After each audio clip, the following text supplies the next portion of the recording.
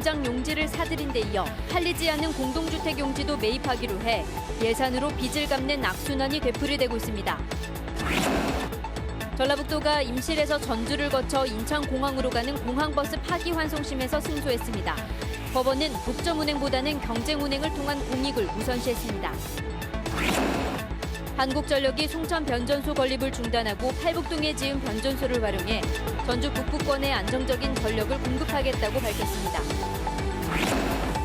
병해충을 잡겠다며 논이나 밭두렁을 태울 경우 병해충 예방효과는 없고 심각한 양의 고농도 미세먼지만을 발생시키는 것으로 나타났습니다. 여러분 안녕하십니까?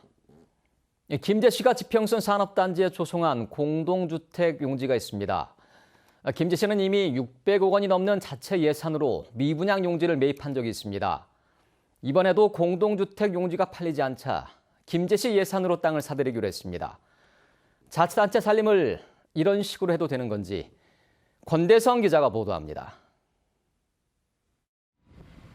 지평선 산업단지에 있는 공동주택 용지입니다. 전체 6만 3천여 제곱미터로 2015년에 조성됐습니다. 하지만 4년이 넘도록 전혀 분양이 되지 않았습니다. 공장 용지 분양이 더디어 아파트의 입주 수요가 불투명해지자 건설사들이 공동주택 용지에 관심을 보이지 않은 겁니다. 다 원룸들이 들어와 버렸잖아요. 다 이렇게 원룸들을 져버리니까 아파트 부지가 있어도 안 들어올 가능성이 많지. 공동주택 용지가 팔리지 않자 김제시는 올해 72억 원을 들여 2만 6천여 제곱미터를 매입하기로 했습니다. 2017년 300억, 지난해 367억 원, 그리고 올해까지 더하면 739억 원의 자체 예산을 들여 산업단지의 미분양 용지를 사들이는 겁니다. 산단을 조성하면서 금융권 대출을 받을 때 김제시가 미분양 용지를 매입한다는 조건과 특수목적 법인에 참여한 기업들과 맺은 협약 때문입니다. 김제시는 자체 예산으로 땅을 사들였지만 분양만 된다면 문제가 없다는 설명입니다. 근로자들을 위한 주택을 LH뿐만 아니라 민간 기업에서도 접촉을 하고 있기 때문에 그런 부분들을 공동주택은 조만간에 분양이 될 걸로 예상을 하고 있습니다. 빚을 내서 산업단지를 조성하고 땅이 팔리지 않자 자체 예산으로 그 빚을 갚는 악순환이 되풀이되고 있습니다. JTB 뉴스 권대성입니다. 전라북도가 임실에서 전주를 거쳐 인천공항으로 가는 공항버스 파기환송심에서 승소했습니다. 법원이 독점운행보다는 경쟁운행을 통한 공익을 우선시한 결정으로 보입니다. 패소한 대한관광리무진 측은 곧바로 재상고하기로 했습니다. 김철 기자가 보도합니다. 전북고속과 호남고속은 지난 2015년부터 임실에서 전주를 거쳐 인천공항으로 가는 시외버스를 운행했습니다. 전주 인천공항 구간에서 무기한 한정면허를 받은 대한관광리무진은 영업권을 침해받았다며 전라북도를 상대로 인가처분 취소 소송을 냈습니다. 1심과 2심에서는 중복 노선 허용에 따른 공익이 우선이라며 전라북도가 승소했지만 대법원은 원고인 대한관광리무진의 위험을 감수한 한정면허의 공익적 측면과 이익을 따져보라며 파기환송했습니다. 법원은 파기환송심에서 원고가 오랫동안 인천공항 독점 운행으로 적잖은 이익을 얻었고 최근 공항버스의 수요가 늘어나 시외버스의 공항 운행이 과다하지 않다며 원고의 청구를 기각했습니다. 독점 운행보다는 경쟁 운행에 따른 공익적 측면이 크다고 본 겁니다. 대한관광리무진은 판결을 수용할 수 없다며 곧바로 재상고하겠다고 밝혔습니다. 이로써 대법원의 최종 판단이 남았습니다. 파기환송심에서 도민의 공익이 우선한다는 판결을 환영하며 향후 대법원 제3고심 및 증액 무효소송 등 적극적인 소송 수행으로 도민의 교통 편의를 도모하겠습니다. 법원의 이번 판결을 근거로 지난해 운행이 중지된 혁신도시 인천공항 노선도 다시 신설하자는 주장도 나오고 있습니다. 공익을 위해서는 우리 전라북도가 전북 혁신도시에서 인천공항으로 가는 노선을 추가로 신설해야 한다고 봅니다. 대한관광 리무진보다 5천 원가량 저렴하고 운행 시간은 50분가량 짧은 임실, 전주, 인천공항 시외버스 노선은 하루 12차례씩 운행되고 있습니다. JTB 뉴스 김철입니다. 전주 북부권의 변전소 건설을 두고 다시 논란이 일고 있다는 소식 얼마 전에 전해드렸는데요. 사업 시행 기관인 한국전력이 최종 입장을 내놓았습니다. 이미 송천 변전소 건립을 중단하고 다른 곳에 변전소를 새로 조성한 만큼 당장은 신규 변전소가 필요하진 않다고 밝혔습니다. 송창용 기자의 보도입니다. 지난 2016년 주민 반발로 공사가 중단된 전주 송천 변전소. 에코시티 등 전주 북부권에 전력을 안정적으로 공급하기 위한 곳이지만 공사가 중단되면서 새로운 변전소를 건설해야 하는지를 두고 논란이 계속됐습니다. 그동안 명확한 답변을 내놓지 않던 한전이 입장을 밝혔습니다. 민주평화당 등 정치권과 협력해 효성 탄소 공장에 송천 변전소와 같은 규모로 변전소를 지었기 때문에 올해 6월부터 가동하면 탄소산단과 에코시티 등 전주 북부권에 안정적으로 전력을 공급할 수 있다고 밝혔습니다. 탄소산단 전력 공급 외에도 송천동 일부 지역과 에코시티 등의 전력을 공급할 예정에 있습니다. 또한 기존 변전소 과부 해소에도 도움이 될 것으로 예상이 됩니다. 송천 변전소 건립 중단에 따른 문제가 해결됐다고 볼 수 있는 셈입니다. 또 송천 변전소를 둘러싼 갈등 또한 수그러들 전망입니다. 한전은 전주 북부권에서 탄소산단과 에코시티 2단계 천마지구 개발이 예정돼 있기 때문에 전력 수급 상황을 면밀히 살펴 체계적으로 대응하겠다고 밝혔습니다. JTB 뉴스 송창용입니다. 병해충 잡겠다며 논이나 밭두렁을 태우고 쓰레기까지 함께 태우는 일이 아직도 많습니다. 하지만 병해충을 없애는 효과는 작고 오히려 큰 불로 번지기 십상인데 특히 심각한 양의 미세먼지를 발생시킵니다. 오정현 기자의 보도입니다. 시골 뚝방길에 시커멓게 탄 흔적이 남았습니다. 폐비늘도 알루미늄 캔도 형광등도 모조리 태웠고 밭 곳곳에도 농사짓고 남은 것들을 모아놓고 불을 질렀습니다. 병해충 예방에 효과가 없다는 게 이미 입증된 사실이지만 그동안의 습관이 여전히 남아있는 겁니다. 태우면 이제 깨끗하지. 그런 게 태우는 거지. 벌레 같은 건 이제 죽고 버리지. 쓰레기 같은 것도 그냥 있으면 다 태우지 뭐. 큰 불로 번지는 것도 걱정이지만 그렇지 않더라도 이런 불법 소각은 고농도 미세먼지를 유발합니다. 농업부산물을 태우는 곳에 측정기를 대자 초미세먼지 농도가 세제곱미터당 110 마이크로그램까지 치솟습니다. 매우 나쁨 농도 기준은 세제곱미터당 75 마이크로그램의 1.5배 수준입니다. 보리대에 1톤을 태우면 초미세먼지가 35kg 발생한다는 연구 결과도 있는데 경유차 20대가 1년 동안 운행하며 내뿜는 양과 맞먹습니다.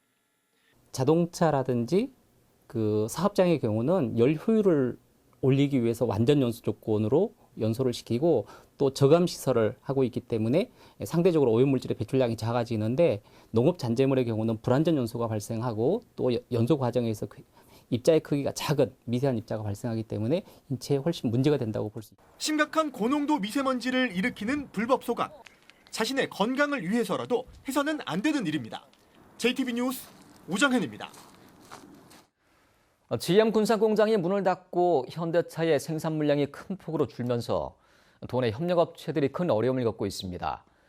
대규모 고용 위기에 직면한 익산과 김제, 완주가 최대 1,000억 원이 지원되는 정부 공모 사업을 따내기 위해서 손을 잡았습니다. 하원호 기자가 보도합니다. 버스와 트럭 등 상용차 부품을 만드는 회사입니다. GM 군산 공장이 문을 닫고 현대와 기아 등 원청업체의 주문도 반토막 나면서 140명이던 직원을 90명으로 줄였습니다. 일감이 줄어 격주로 주 4일만 근무합니다. 상용차 물량이 17년도 이후로 거의 한 30% 40% 정도가 물량이 빠졌거든요. 그 영향으로 일부 업체들은 구조조정도 좀 하고 있고. 자동차 부품 대신 서핑보드 등으로 사업 다각화를 모색하고 있지만 연구개발비 부담이 적지 않습니다.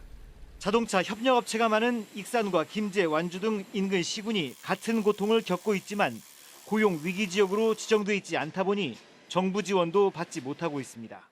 연이어서 많은 기업들이 도산이 됐는데도 불구하고 청년 인재비가 좀 부족하다는 이유로 저희들 고용 위기 지역에 지정을 되지 못했습니다.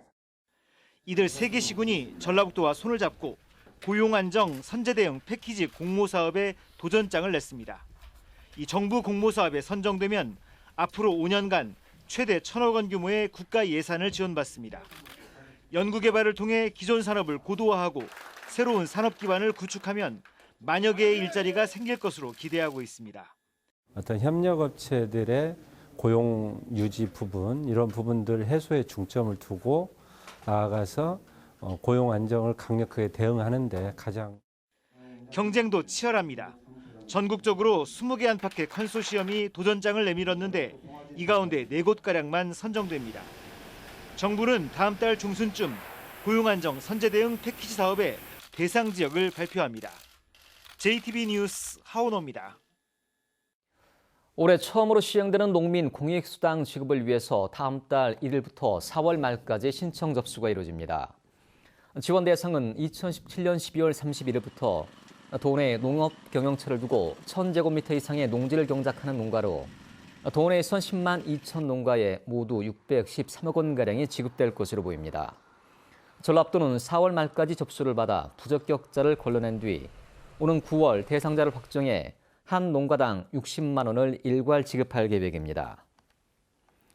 한승 전주지방법원장이 대법원에 사직서를 제출했습니다.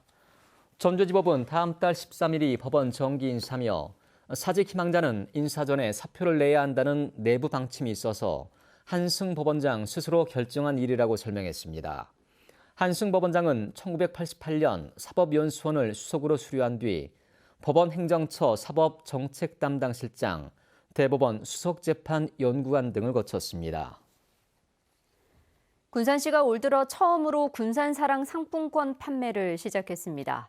지난해보다 할인 혜택이 2% 줄었지만 할인율이 여전히 높은 수준이다 보니 많은 시민들이 구매했습니다.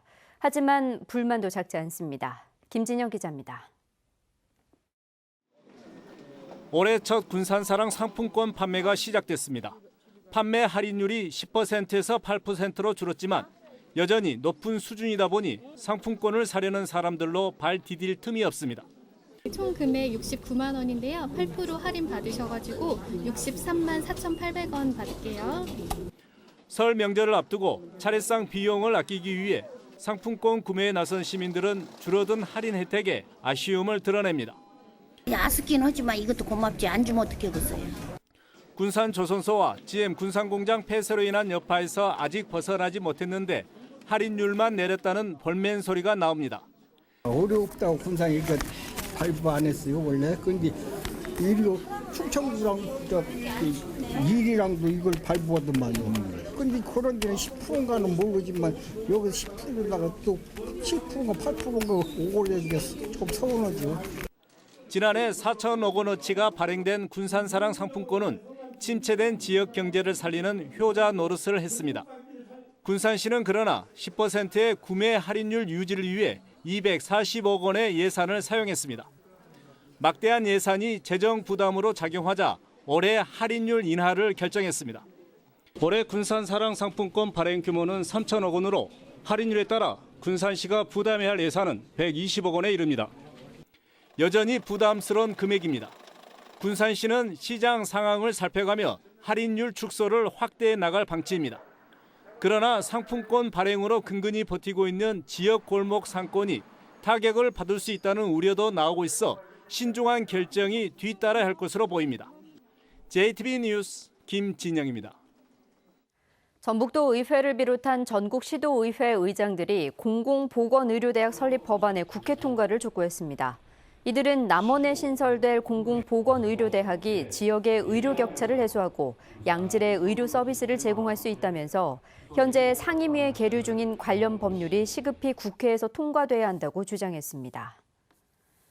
전북교육청이 교육부와 함께 학생 선거교육 자료를 만들기로 했습니다. 전북교육청과 교육부는 다음 달 말까지 선거법 개정으로 선거권을 갖는 학생 교육을 위해 자료를 만들고 학생 유권자들이 선거법을 위반하는 일이 없도록 선관위의 자료도 제공하기로 했습니다. 오는 4월 총선에서 선거권을 갖는 전북의 중고교생은 5,700여 명으로 추산됩니다. 자유한국당 전북도당이 신년 인사회를 열고 오는 4월 총선에서 원내 진출의 염원을 반드시 이뤄내겠다고 밝혔습니다. 김항술 도당위원장은 전북에서 자유한국당 국회의원이 당선되면 지역주의를 타파하고 보수 정치를 자리 잡게 할 수 있다면서 유권자들의 지지를 호소했습니다. 전북에 사흘 동안 완주 85, 부안 69, 전주 67mm 등의 비가 내린 가운데 밤까지 약한 빗방울이 떨어지겠습니다. 동부 내륙 지역에는 눈발이 날리는 곳도 있겠습니다. 내일은 구름이 많은 가운데 아침 기온은 무주 영하 4도, 전주 영하 1도, 고창 영상 1도 등으로 대부분 지역이 영하권의 추위를 보이겠습니다. 낮 기온도 3도에서 6도에 그치겠고 바람이 강하게 불어 체감 온도는 더 떨어지겠습니다. 전주기상지청은 모레 아침까지 추위가 이어질 것으로 내다봤습니다.